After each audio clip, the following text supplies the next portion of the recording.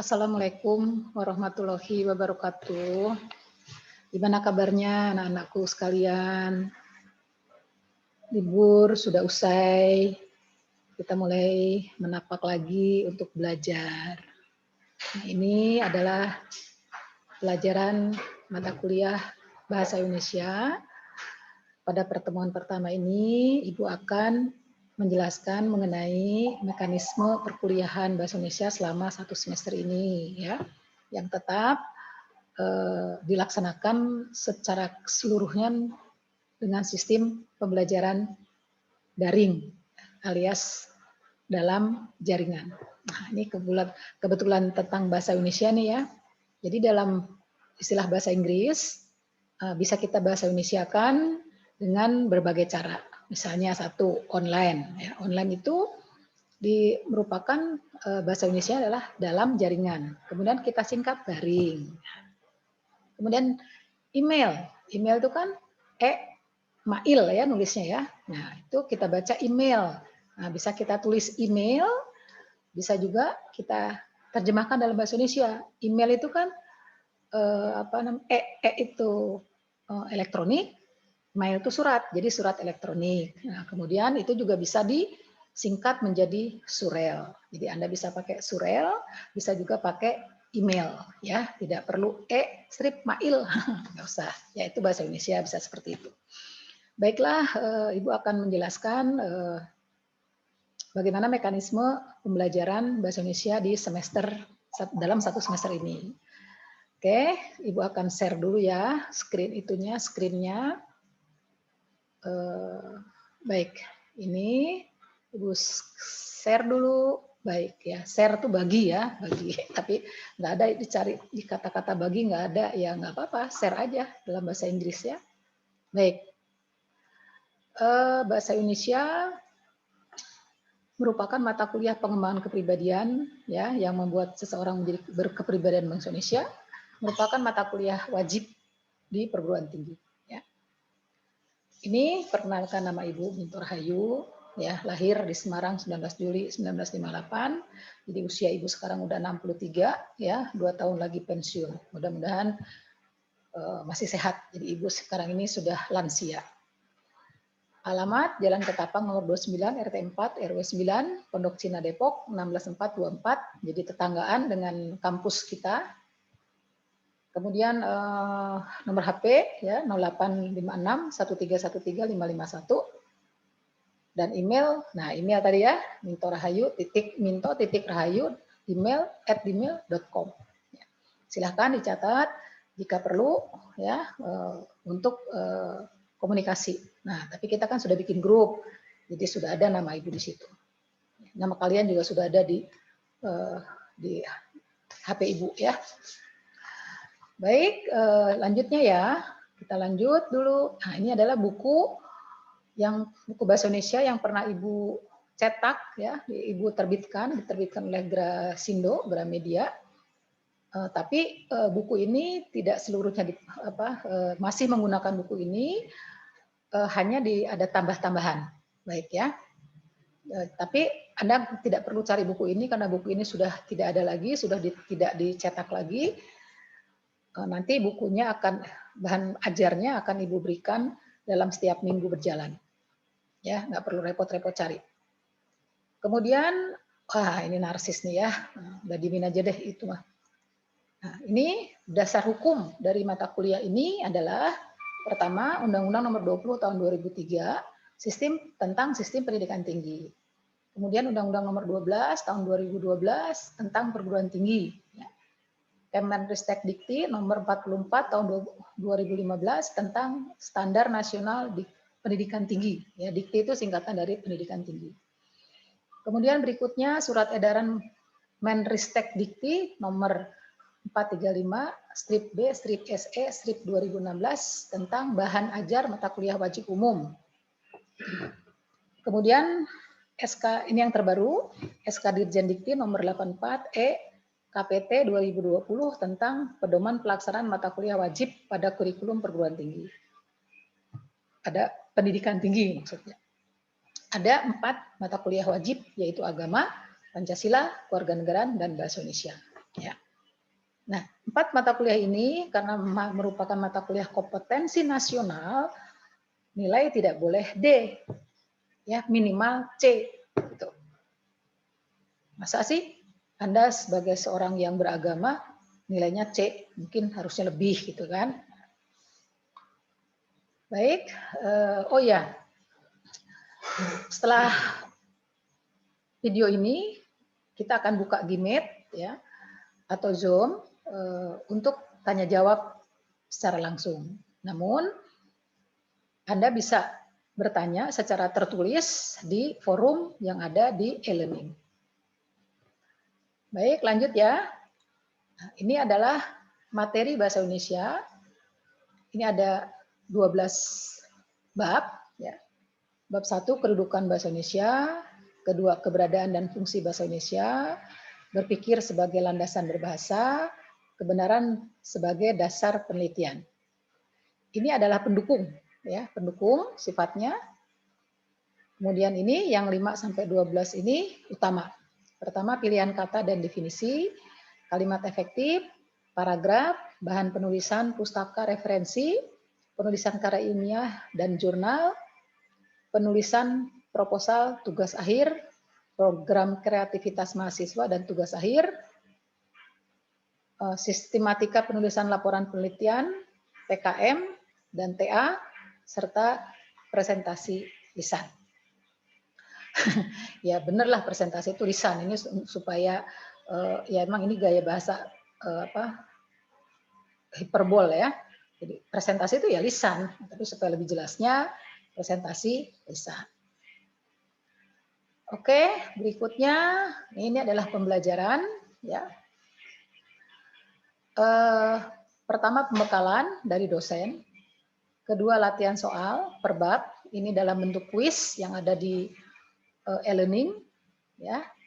Setiap bab ada, nanti silahkan Anda mengerjakan, ada instruksinya, ikutin instruksi yang ada di e-learning. 3 praktek penelitian dan penulisan ya. Ini adalah ketika yang dibagi 4 dan 5 kelompok ini adalah ketika luring ya, luar jaringan ya. Offline.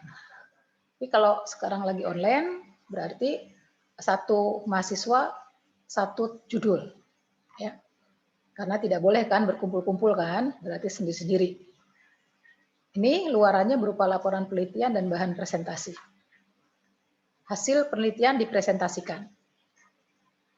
Berikutnya penilaian. Penilaian ini nilai harian 30%, diambil dari nilai ini, nilai tugas dan nilai kuis ya. Kemudian ada nilai UTS 30%, ada nilai UAS 40%, capaian nilai minimal C. Ya, tadi sudah Ibu katakan. Gimana? Ya, paham ya? Jangan sampai C lah, minimal B lah ya. Makanya Anda harus tetap belajar. Penjelasan umum tentang mata kuliah Bahasa Indonesia.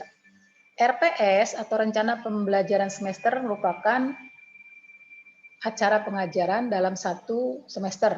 RPS dijabarkan dalam buku ajar. Nanti buku ajar ini atau bahan ajar ini akan diberikan dalam setiap minggu berjalan. Kontrak perkuliahan adalah kontrak kuliah yang harus dicapai dalam satu semester baik oleh dosen maupun mahasiswa. Ada nanti di e-learning kontrak kuliahnya. Sebagai materi dapat diunduh dari Belmawa Dikti yaitu buku Bahasa Indonesia Kementerian Riset Teknologi dan Pendidikan Tinggi Republik Indonesia 2016. Materi yang diberikan pada pelajaran ini merupakan kolaborasi dengan materi lain sesuai dengan kekinian. Juga dengan buku Ibu tadi yang di atas. 4. Materi ajar akan disajikan di e-learning PNJ dalam per bab maksudnya di minggu-minggu berjalan. Nah ini ya ingat ya, daftar hadir, kehadiran mahasiswa tiap minggu terdapat di kolom general. Kolom general itu kolom yang paling atas, nanti Ibu hanya sekali bikin daftar hadir langsung untuk satu semester. Ya, tapi sesuai dengan Anda bisa mengisi pada jam kuliahnya. Ya, nggak bisa ngisi kapan-kapan nggak bisa, memang harus sesuai dengan jadwalnya. Begitu ya, tolong diperhatikan ini, nanti kalau enggak Anda dapat komplain ya. Berikutnya, apa ini? Oke, silakan. Sebelumnya Ibu sampai sini dulu ya. Begini,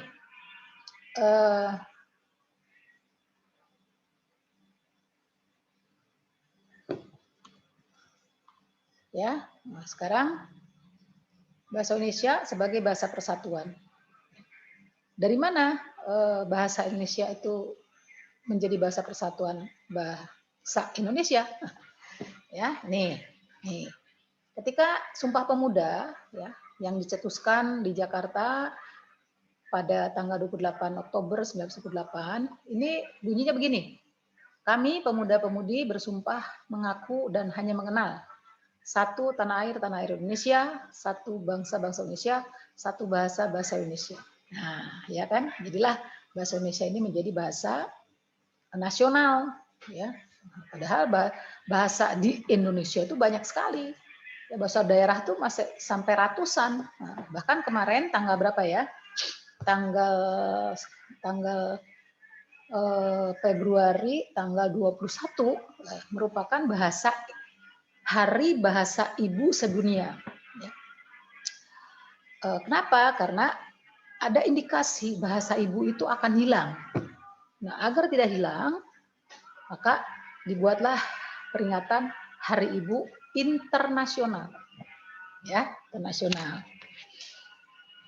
Baik, nah ini setelah proklamasi kita menyatakan kami bangsa Indonesia. Ya, sudah ada bangsa Indonesianya ya kan? Di mana kita muncul bangsa Indonesia?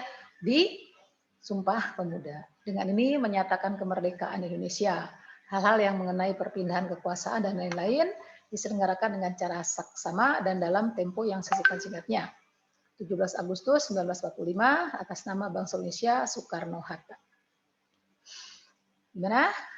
Saya kira silakan ya kalau ada pertanyaan nanti disampaikan di Gmeet yang nanti akan kita buka setelah video ini, setelah Anda menyaksikan video ini. Bisa juga secara tertulis di forum nanti disediakan di e-learning itu forum tanya jawab.